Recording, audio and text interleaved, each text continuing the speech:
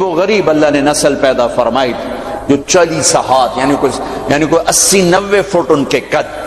وَثَمُودَ الَّذِينَ جَابُوا الصَّخْرَ بِالْوَادِ، اور دیکھو میں نے قوم سمود کے ساتھ کیا کیا. وَفِرْعَوْنَ ذِي الْأَوْتَادِ، اور دیکھو میں نے فرعون کے ساتھ کیا کیا.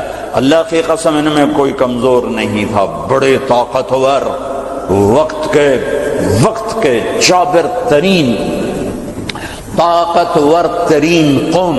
آپ فرعون کی طاقت کا اندازہ لگاؤ کہ اس دور میں پوری آدم کی نسل میں ایک آدمی نے یہ کہا ہے انا ربکم الاعلی، سب سے بڑا رب میں ہوں. یہ دعویٰ انسانی تاریخ میں صرف ایک آدمی نے کیا ہے. تو کتنی طاقت تھی اس کے پاس، کس قدر وہ طاقت کا مالک تھا کہ اپنے آپ کو خدا کہنے لگا.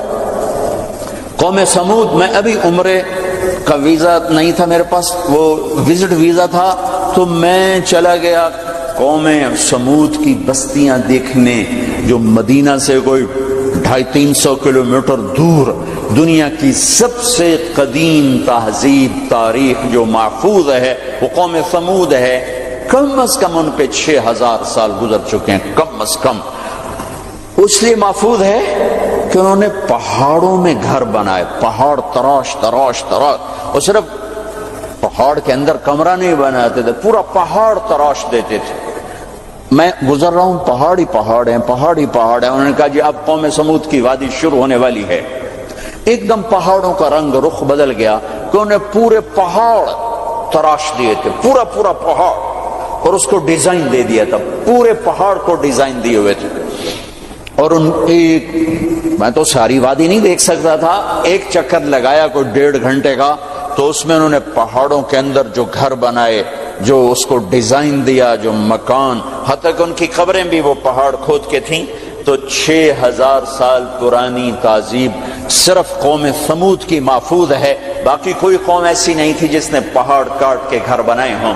وہ پہاڑ کھڑے ہوئے، ان کی تہذیب کھڑی ہوئی ہے، اور پکار کے کہہ رہے ہیں دیکھو مجھے، میں بھی کبھو کسی کا سر پر غرور تھا. وَثَمُودَ الَّذِينَ جَابُوا الصَّخْرَ بِالْوَادِ وَفِرْعَوْنَ ذِي الْأَوْتَادِ. عاد کو دیکھو، سمود کو دیکھو، فرعون کو دیکھو. انہوں نے کیا کیا؟ روٹی ختم ہو گئی، ٹیکنالوجی ختم ہو گئی، سونا چاندی ختم ہوا نہیں. کیا ہوا؟ الذین طغوا فی البلاد، بد کردار ہو گئے. نکاح اور زنا کا فرق مٹا دیا، ظلم اور عدل کا فرق مٹا دیا، شربت شراب